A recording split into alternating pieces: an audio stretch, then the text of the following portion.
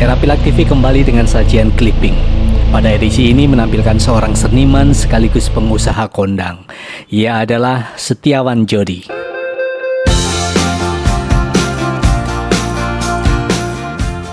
Pria bernama lengkap KPH Salahuddin Jody Nurhadiningrat ini lahir di Surakarta, Jawa Tengah 13 Maret 1949. Berikut adalah pandangan-pandangan Setiawan Jody tentang banyak hal. Tentang bisnis.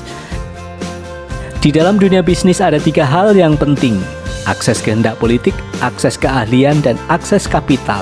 Ini berlaku di mana saja, di Amerika, Eropa, atau Jepang. Akses kehendak politik itu bisa berbentuk profesionalisme sejati, berbentuk proteksi, atau monopoli. Jadi bisa macam-macam.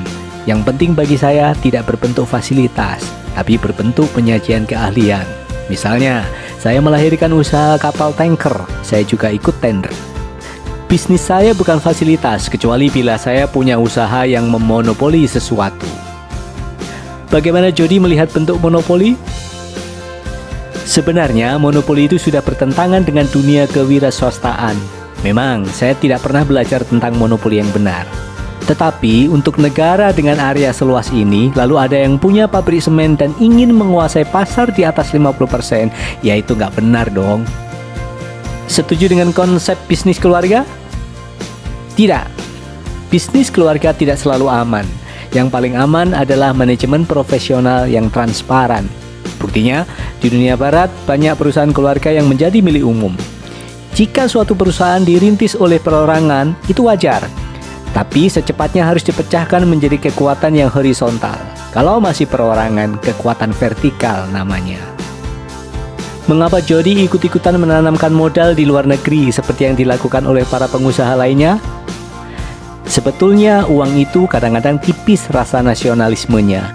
Uang itu punya sifat yang transnasional. Di mana ada gula, ada semut. Makanya kita harus membuat gula supaya semut datang. Dulu Korea pada tahap awal industrialisasi juga membatasi penanaman modal ke luar negeri, tetapi sekarang dilepas saja walaupun masih ada kontrol. Pengusaha di sini memang perlu disadarkan. Kita harus memperjuangkan lahirnya kekuatan-kekuatan kewirausahaan di tanah air sendiri. Disinilah dibutuhkan nasionalisme yang tinggi, tapi jangan sampai ngomong nasionalisme lantas menjadi etnofobia. Ingin jadi gula atau semut? Saya ingin menjadi dua-duanya. Seperti di Singapura, di mana para pengusaha swasta nasional ditunjang untuk investasi keluar. Mereka bahkan diberi dana oleh pemerintahnya, asal merupakan kepanjangan tangan dari gula yang ada di tanah air mereka. Saya jadi semut mencari gulanya orang lain di luar dan saya bawa pulang ke tanah air. Memangnya saya mau mati di tanah orang? Saya paling senang di sini, saya nggak mau sok berjuis. Sebagai pengusaha, bagaimana Jody melihat hubungan buruh dengan majikan? Saya selalu memikirkan nasib buruh yang harus diperbaiki. Kalau memang buruh terpaksa digaji rendah karena pengusahanya sedang mengalami resesi, ada cara lain untuk memberikan kompensasi. Jika nanti perusahaan untung, berilah bonus kepada buruh.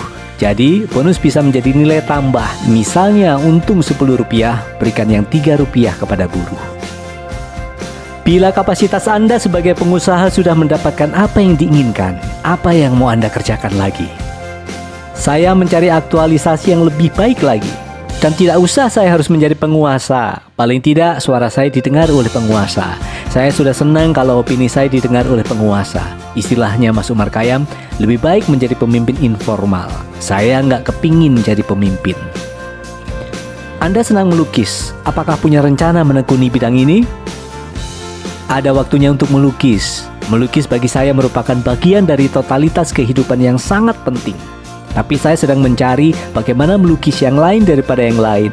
Saya nggak mau konvensional, saya mau yang surrealis, sesuatu yang bisa bicara di kanvas.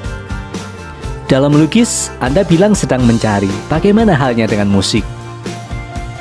Dalam musik saya tidak merasa mencari, tapi berekspresi. Saya melihat sebuah desa yang tengah dilanda kemarau panjang. Ketika pulang, saya langsung menulis lirik.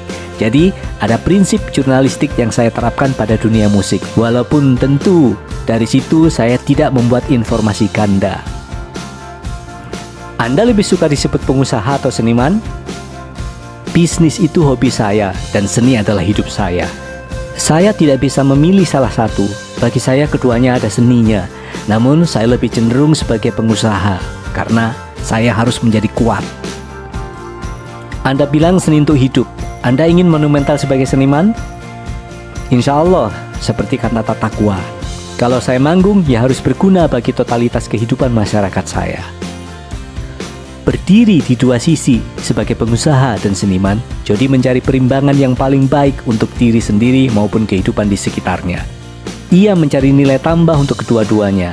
Kadang ada satu masalah yang dikritik, di situ ia mencari seni dari kritik itu. Apakah lewat musik, lewat seminar, atau tulisan, atau ia langsung mengkritik kepada orangnya. Apakah Anda sudah menemukan perimbangan yang sempurna?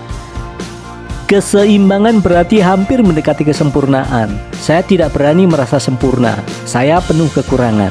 Tetapi secara etis saya berusaha mencari kesempurnaan perimbangan daya hidup yang harmonis. Perlu juga ada orang mengkritik saya. Dengan idealisme seperti itu, apakah di kalangan pengusaha Anda tidak dianggap pemimpi? Saya memang seorang pemimpi, tapi saya tidak sendiri, itu kata John Lennon. Kita memang sudah terjebak dalam budaya pelaksana. Itu saya kira harus didobrak. Kita harus punya pemimpi-pemimpi yang realistis. Mimpi adalah dasar imajinasi. Tanpa mimpi, kita tidak punya dasar berimajinasi. Ada anggapan karena Anda punya uang maka bisa merangkul Rendra, Iwan Fals, dan yang lainnya. Kesannya Anda memanfaatkan mereka agar nama Anda bisa naik. Boleh saja orang menuduh itu bagus, berarti ada opini dan dialog. Tapi saya nggak kepingin begitu. Saya tampil malah disuruh kawan-kawan. Rendra dan Iwan Fals mendaulat saya, makanya saya membuat kantata takwa. Lalu kenapa dalam penampilan foto grup kantata takwa Anda berdiri di depan Rendra, padahal senioritas Anda sebagai seniman jauh di belakang Rendra? Saya berdiri di muka karena mereka menganggap itu adalah gagasan saya. Boleh dong orang nepeng ketenaran Iwan atau Rendra. Waktu itu nama saya memang belum populer dalam dunia musik. Saya nggak sakit hati dituduh begitu.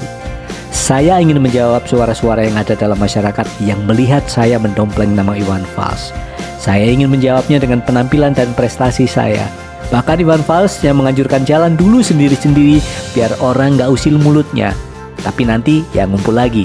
Buktinya waktu tablik akbar saya nggak pakai Iwan Fals, tapi parkir timur Senayan penuh orang.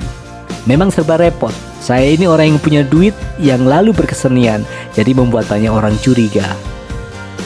Ide siapa sebenarnya kantata takwa itu? Pada 1989, saat menjelang maghrib, saya sedang berada di Pulau Tongkeng. Seorang penjaga pulau berzikir dan halilintar sedang menggeledek di angkasa. Saya membayangkan kalau yang berzikir itu orang satu stadion Senayan, pasti hebat. Dengan kantata takwa, saya ingin membuktikan bahwa di masyarakat saya tidak cacat. Dan terbukti bahwa saya diterima oleh masyarakat.